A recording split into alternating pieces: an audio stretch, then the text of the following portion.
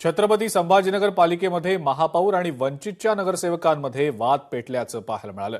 पाण्याच्या प्रश्नावरनं महापौर आणि नगरसेवकांमध्ये तीव्र संघर्ष झाला। अक्षरशः एकमेकांवर हे नेते धावून गेल्याचं पाहायला मिळालं।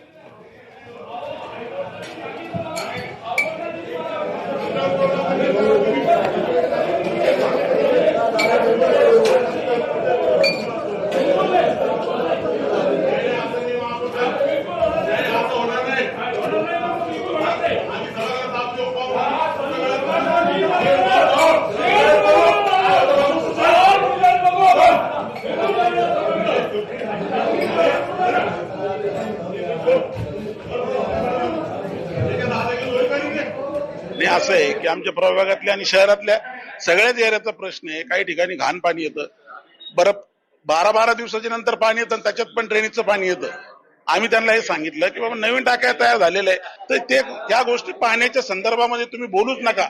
हा महापौरांचा सगळ्यात मोठा विषय आहे की ते पाण्याच्या प्रश्नावर बोलू नका। कोर्ट ऑफ कंटेम होतं। काय कोर्ट ऑफ कंटेम होतं? सर्वोच्च सभागृह आहे जनरल बॉडीचं, आणि तुम्ही आम्हाला जर या ठिकाणी बोलू देणार नाही तर आम्ही काय गपचीप जाऊन आयुक्तांना भेटत आणि तिथे ते सगळे विषय सांगायचे। मग हे जनरल बॉडी कशासाठी, हे सभागृह कशासाठी?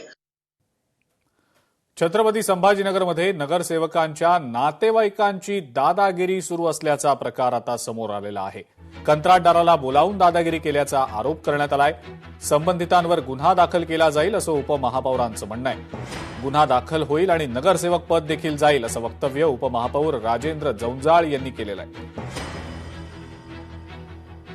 काही ठिकाणी विकास काम चालू असताना काही नगरसेवकांचे नातेवाईक त्या कामामध्ये जाऊन अडथळा निर्माण करतात, कॉन्ट्रॅक्टरला धमक्या देतात।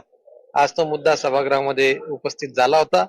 आम्ही सभागृहामध्ये आदेशित केलेलं आहे की अशा पद्धतीने जर विकास कामामध्ये कोणी आडकाठी करण्याचा प्रयत्न करत असतील तर येणाऱ्या काळामध्ये त्यांच्यावर गुन्हा दाखल होईल।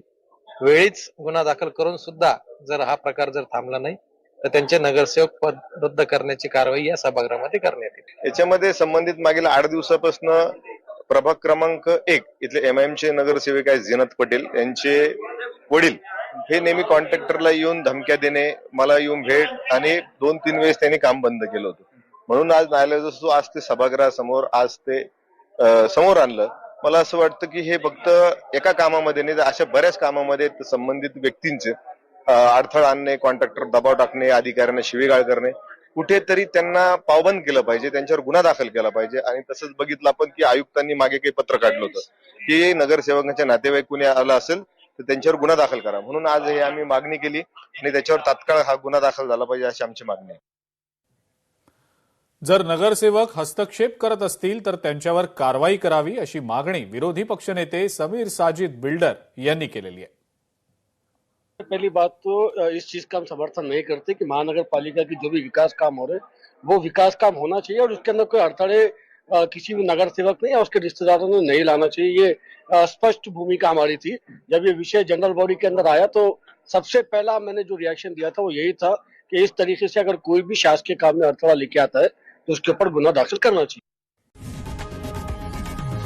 लोकशाही मराठी ऐका, पहा, जागरूक रहा।